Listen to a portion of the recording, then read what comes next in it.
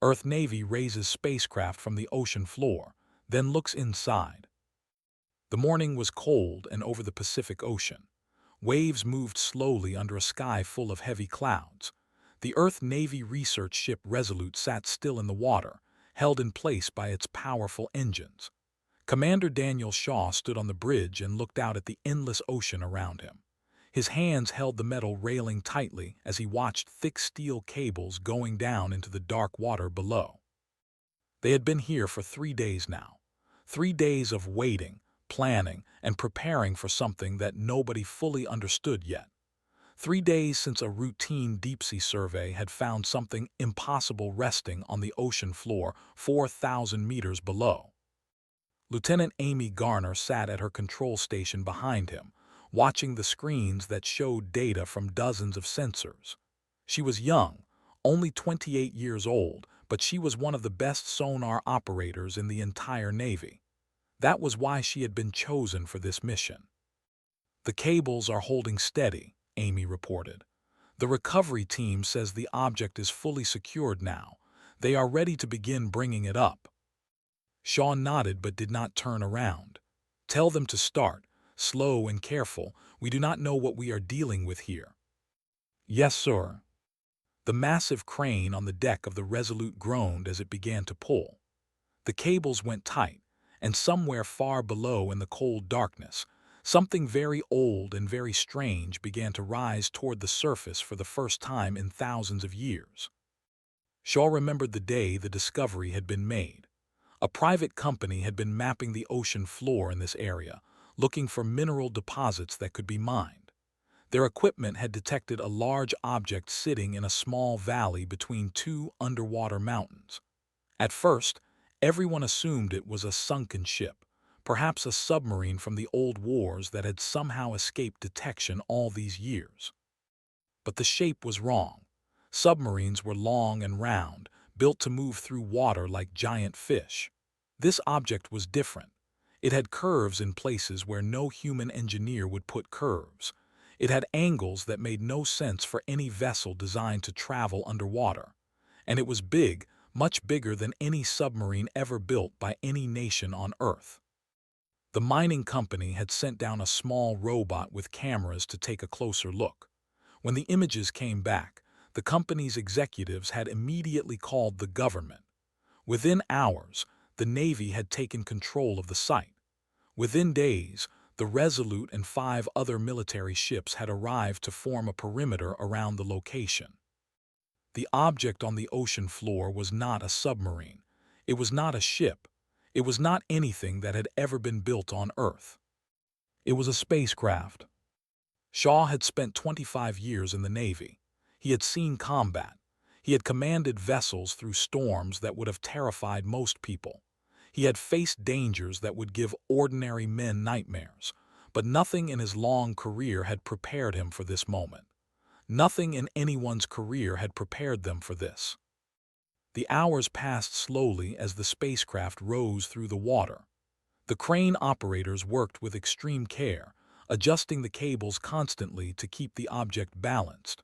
One mistake could send it crashing back down to the ocean floor, possibly damaging whatever was inside. Ensign, a young man fresh out of the Naval Academy, monitored the underwater cameras that tracked the object's progress. He had been quiet most of the morning, his face pale as he watched the alien vessel grow larger on his screens. "Sir," he said suddenly, his voice shaking slightly, "we have clear visual now. You should see this." Shaw walked over to stand behind the young ensign. The main display showed the spacecraft rising through the dark water, surrounded by the lights of the recovery equipment. Even through the murky ocean, the vessel was stunning. The hull was a deep metallic blue, darker than the water around it. There were no rust spots, no patches of corrosion, no signs of damage from the crushing pressure at the bottom of the ocean. The surface was smooth and unmarked, almost like glass. The shape was elegant, with sweeping curves that seemed to flow into each other without any hard edges or seams. It looked brand new, but the geological survey said it had been sitting on that ocean floor for at least 8,000 years. "That is impossible," Amy whispered, leaving her station to look at the screen. Nothing can survive 8,000 years in salt water and look like that. Nothing. Apparently something can, Shaw replied quietly. Something that was not built by human hands. The afternoon sun was starting to break through the clouds when the spacecraft finally reached the surface. A large floating platform had been towed out from the naval shipyard for exactly this purpose. The platform was essentially a huge flat barge, reinforced with extra steel to support the weight of the alien vessel. The crane slowly lowered the spacecraft onto the platform. Workers in protective suits guided the cables, making sure the object settled evenly on the metal surface. When the craft finally rested in place and the cables went slack, everyone on the Resolute let out a breath they did not know they had been holding. Shaw stepped out onto the deck to get his first direct look at the spacecraft with his own eyes rather than through a camera. The evening light made the blue hull seem almost alive, shifting in color as the sun moved behind the clouds. Up close, he could see that the surface had a faint pattern on it, like the scales of a fish but much more delicate and complex. He reached out his hand but stopped before touching it. Something told him that would not be wise. Not yet. Not until they knew more. His communicator buzzed. "Commander, we have a helicopter incoming. It is the science team from the mainland. Direct them to the landing pad, and make sure the perimeter ships know that no one else gets through. No fishing boats, no cargo ships, nothing. We are in full lockdown now." The helicopter landed 20 minutes later, and Shaw watched as a small woman with streaked hair climbed out and immediately started walking toward the platform where the spacecraft rested. She moved with purpose, ignoring everything around her except the alien vessel. Shaw intercepted her before she could reach the platform. "Dr. Morse, I assume." She stopped and looked at him with sharp, intelligent eyes. "Commander Shaw, I have read your file. You have an excellent record.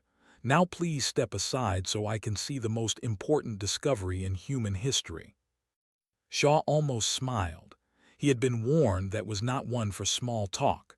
"There are protocols, Doctor. We need to discuss security procedures before anyone approaches the craft." "Your protocols can wait. That spacecraft has been waiting for 8,000 years. I have been waiting my entire life.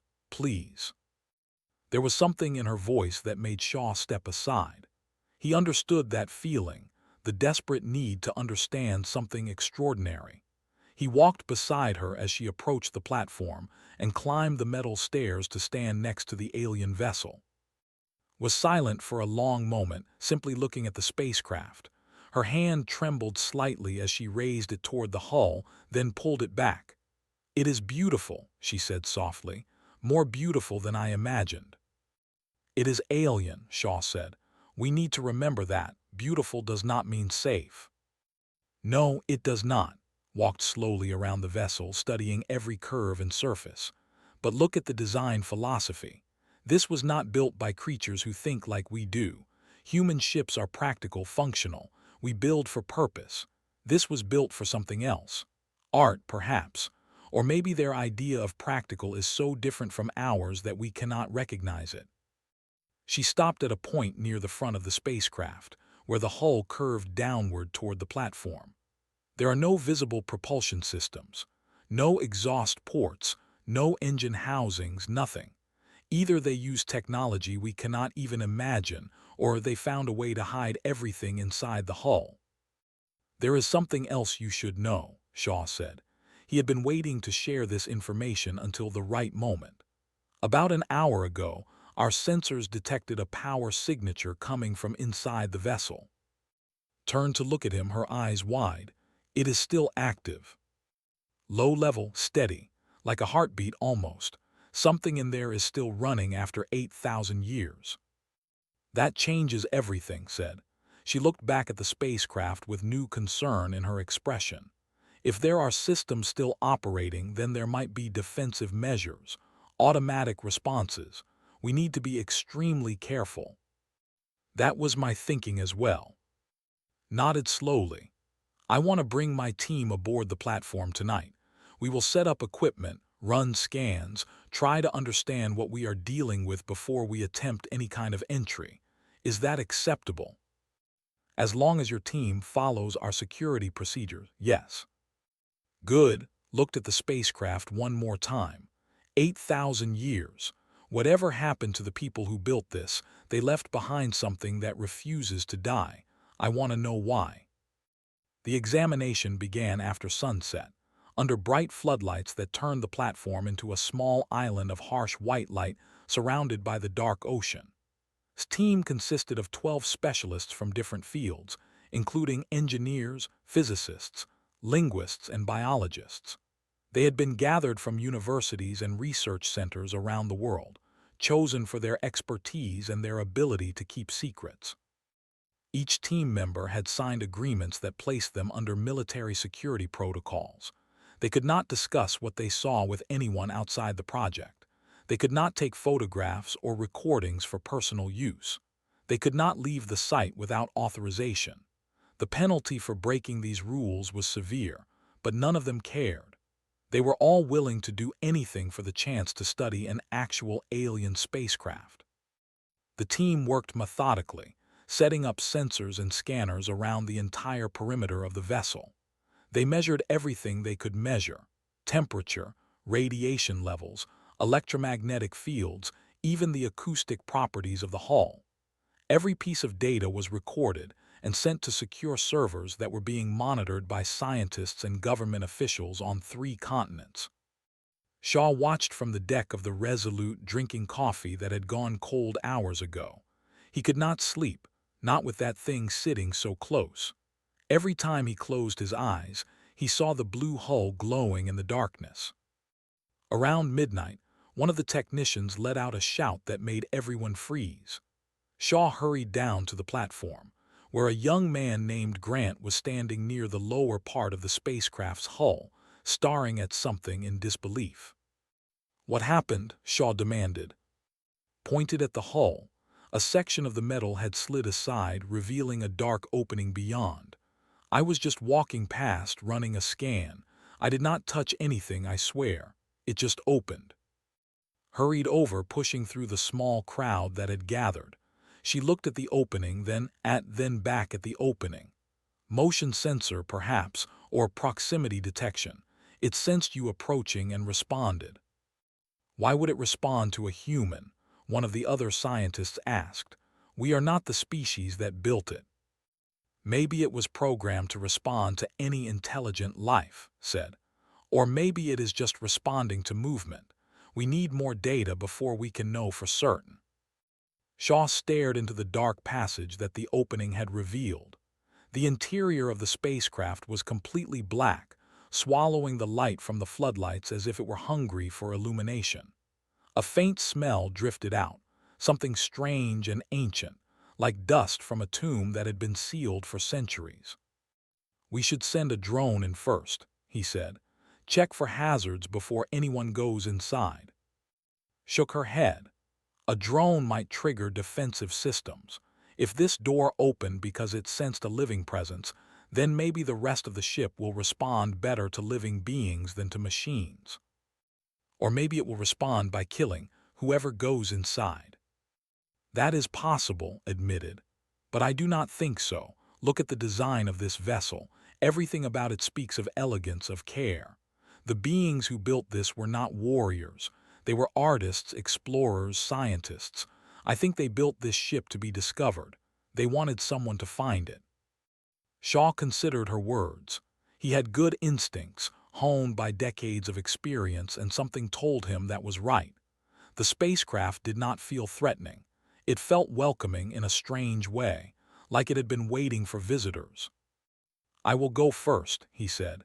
"If something happens to me, you can send the drone." Looked surprised. "You are not a scientist, Commander. What would you even look for in there?" "Danger, that is what I am trained to see." He turned to his crew. "Get me a suit with cameras and sensors. Full communication link to the ship. If I stop responding, seal the entrance and do not let anyone else go in." 10 minutes later, Shaw stood at the threshold of the alien spacecraft. wearing a protective suit that would monitor his vital signs and record everything he saw and heard. The opening was just large enough for him to walk through without ducking, though he suspected it had been designed for beings slightly taller than the average human. "All systems are functioning," Amy reported through his earpiece. "We have clear video and audio. Good luck, Commander." Shaw took a deep breath and stepped inside. The moment he crossed the threshold, lights began to glow along the walls of the passage. They were soft and warm, not harsh like the floodlights outside, and they seemed to be coming from the walls themselves rather than from any visible fixtures.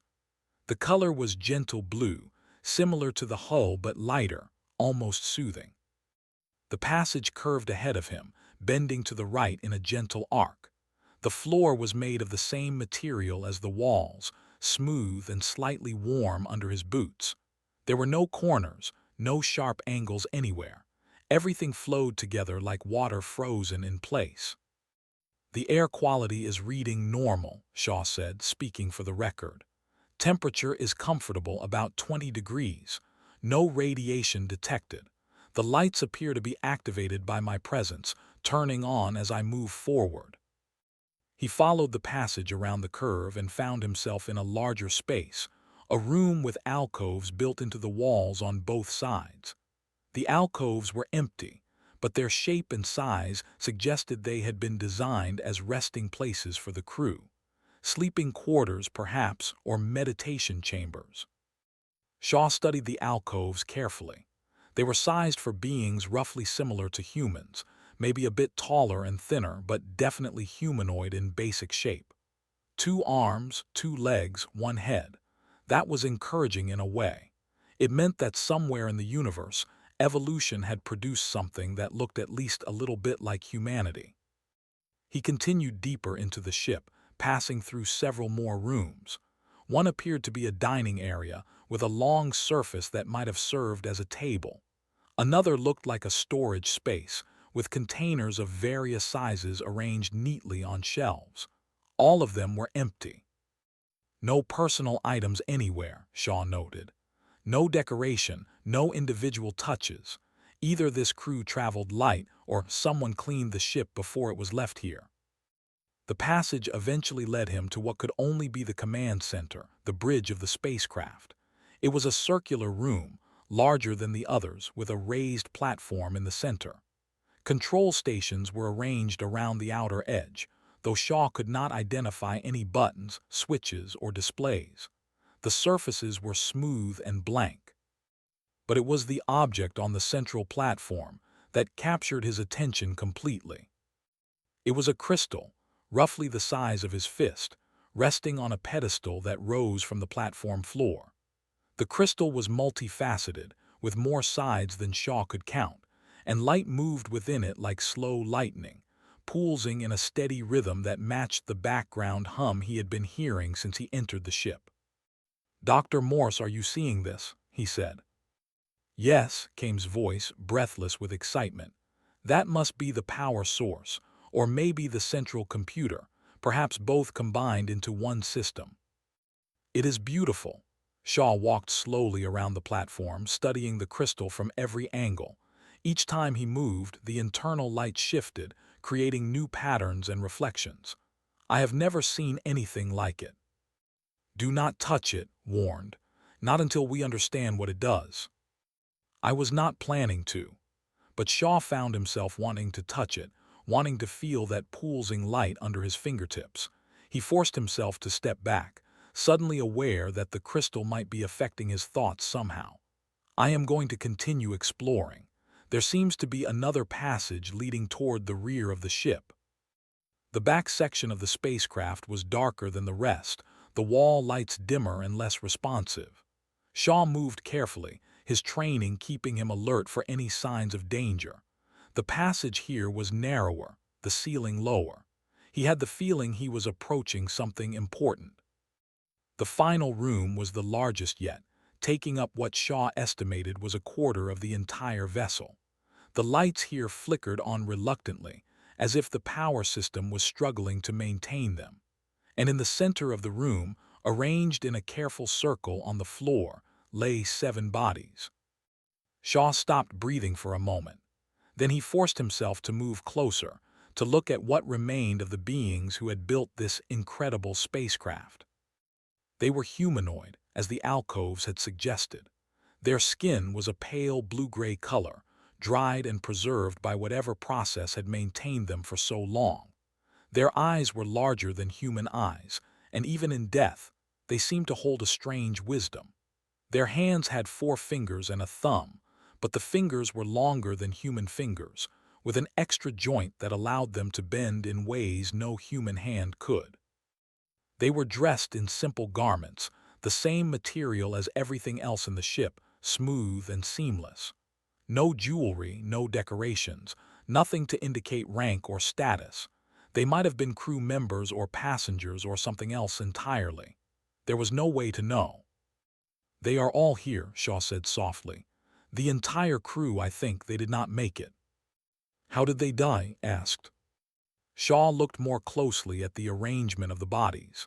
They were positioned in a circle, their heads toward the center, their hands reaching out to touch each other. Some of them appeared to be holding hands with the beings next to them. "I do not see any wounds, any signs of violence. They look peaceful, and they are arranged deliberately, holding each other." Shaw felt a deep sadness settle over him. They knew they were dying. They gathered together to face the end. Were they trying to land on Earth? Was this a crash? No, Shaw looked around the room. There is no damage anywhere in this ship. No impact marks, no broken systems. They came here deliberately and set the ship down carefully. Then they came to this room and died together. Why? I do not know, but maybe that crystal has the answer. Shaw spent another hour in the spacecraft, documenting everything he could find. The bodies would need to be recovered carefully by specialists, so he did not touch them. The empty rooms and passages offered few clues about who these beings had been or why they had come to Earth. But the crystal on the bridge continued to pulse with light, patient and waiting. When he finally emerged from the spacecraft, the eastern sky was beginning to brighten with the first hints of dawn. Met him at the entrance, her face full of questions. "What do you think?" she asked. Shaw pulled off his helmet and breathed the fresh ocean air. "I think they were refugees. This ship was not designed for long journeys, I do not think. It is too small, too simple. It feels like an emergency vessel, something you use when your main ship is destroyed or when your planet is no longer safe." Refugees from what? That is what we need to find out. And I think the crystal is the key. It is the heart of this ship, I am certain of it. If there are any records, any explanations, that is where they will be stored. Nodded slowly. "My team will start working on it today. We will need to find a way to interface with the crystal without damaging it." "Take your time. Those beings waited 8,000 years. A few more days will not matter to them." The next weeks were the most intensive of his career. Her team worked around the clock, studying the crystal and trying to understand its functions. They discovered that it responded to touch, projecting faint images onto the air when their fingers made contact with its surface. But the images were fragmentary and confusing, flickering too fast for human eyes to process. The breakthrough came on the 23rd day, when a young physicist named Susan Miller realized that the crystal was trying to communicate in a format designed for alien minds, not human ones. She developed a system that slowed down the projections and translated them into a visual sequence that humans could understand. The first complete image the crystal showed them was a star map. Shaw was on the bridge when the projection filled the room, standing beside as thousands of points of light appeared around them. It was the galaxy, he realized, the Milky Way seen from above, with its spiral arms stretching out into the darkness of space. "This is incredible," whispered. "They mapped the entire galaxy, every star, every system." "Look there," Shaw said, pointing to a cluster of lights in one of the spiral arms.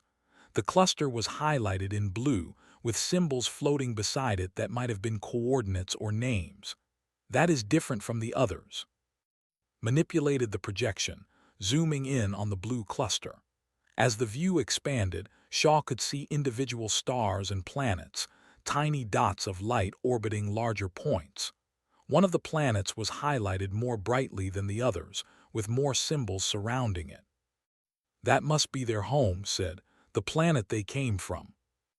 But as they watched, the projection changed. The bright planet flickered, and then a wave of red swept across it, consuming the light. The symbols changed, becoming harsh and angular, and then the planet was gone, replaced by empty darkness. "It was destroyed," Shaw said. "Something destroyed their world." Zoomed back out to show the full galaxy again. Now they could see other clusters marked in red, spreading like a disease across the spiral arms. Whatever had destroyed the alien had not stopped there.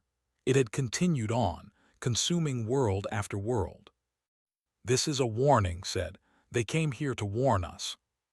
The projection shifted again, now showing a path traced across the galaxy. A single line of light starting from the destroyed, passing through dozens of star systems, and finally ending at a single yellow star on the outer edge of one of the spiral arms. Shaw recognized that star. It was the sun. The line ended at Earth. "They crossed the entire galaxy," he said. "They traveled all that distance just to reach us." "But why?" asked. "Why choose Earth? We are not special. We are just one planet among billions." The crystal pulsed, as if responding to her question, and a new projection appeared.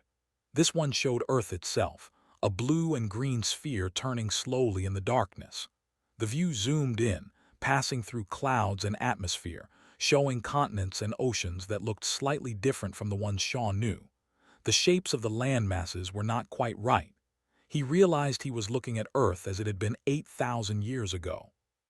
The projection focused on a particular region, a strip of land between two large rivers. Shaw could see primitive settlements there, small clusters of buildings surrounded by fields. People moved through the settlements, tiny figures going about their daily lives. "They were watching us," said. 8,000 years ago they came here and they watched us." "Why did they not make contact? Why did they not warn us directly?" "Perhaps they could not. Perhaps they were already dying when they arrived." Manipulated the projection again, searching through the crystal's memory. "There has to be more. They would not have come all this way just to observe. They had a purpose." She found it a few minutes later. A sequence of images that played like a movie, showing the final days of the alien crew. The spacecraft had arrived in the solar system badly damaged, its propulsion systems failing. It had taken the last of its power to reach Earth and descend into the ocean. The crew knew they would not survive long. Their bodies were breaking down, unable to adapt to the radiation and gravity of this new world. But before they died, they had recorded a message for whoever might find their ship in the future. The projection showed one of the aliens standing on the bridge, speaking directly into the crystal. Shaw could not understand the language, but the crystal provided a translation, displaying the words in English on the air beside the alien's face. "We are the last of our kind. Our world is gone. Our people are gone. The devourers came as they always come, and nothing we did could stop them. They consume everything, stars, planets, civilizations. Nothing is too large or too small for their hunger." The alien paused, its large eyes filled with something that might have been sorrow or fear or both. "We found your world by accident, following ancient star charts that led us here. You are young. Your civilization has barely begun. You know nothing of what waits in the darkness between the stars, but you will learn. The devourers will come for you eventually. They come for everyone." The alien raised one of its long hands, gesturing toward the crystal. "We leave you this gift. Everything we know, everything we have learned is stored in this vessel, the history of our people, the science we developed, the weapons we tried to use against the devourers. None of it was enough to save us, but perhaps it will help you. Perhaps you will find a way that we could not."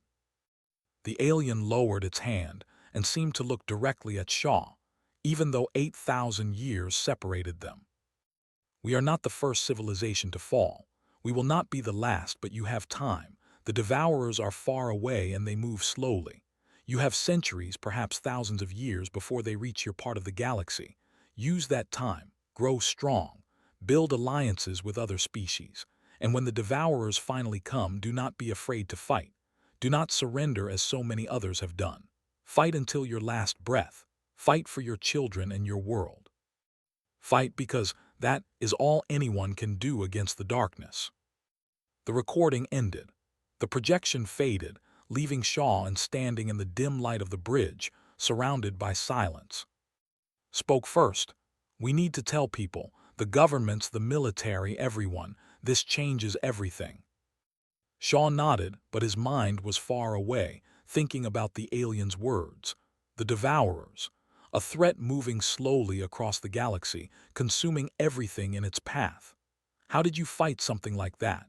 How did you prepare for an enemy that had destroyed civilizations far more advanced than humanity? We start by learning everything this crystal can teach us, he said finally. Then we build ships, weapons, defenses, whatever we need. It will take decades, centuries maybe. Then we had better get started. The news could not be contained for long. Within a month, someone leaked photographs of the spacecraft to a journalist, and within days, the story was everywhere. The world reacted with a mixture of wonder, terror, and disbelief. Some people celebrated the confirmation that humanity was not alone in the universe. Others panicked, convinced that an alien invasion was about to begin. Religious leaders argued about what the discovery meant for their faiths. Politicians struggled to maintain order while secretly positioning themselves to take advantage of whatever benefits the alien technology might bring. Shaw watched the chaos from the deck of the Resolute, still holding position near the platform where the spacecraft rested. He had been offered promotions, media interviews, speaking engagements. He had refused them all. His job was here, protecting the most important discovery in human history and the team of scientists trying to unlock its secrets. His work continued despite the turmoil. The crystal held vast amounts of information, enough to keep researchers busy for generations. They found histories of alien civilizations, some of them millions of years old. They found scientific principles that human physicists had only begun to suspect.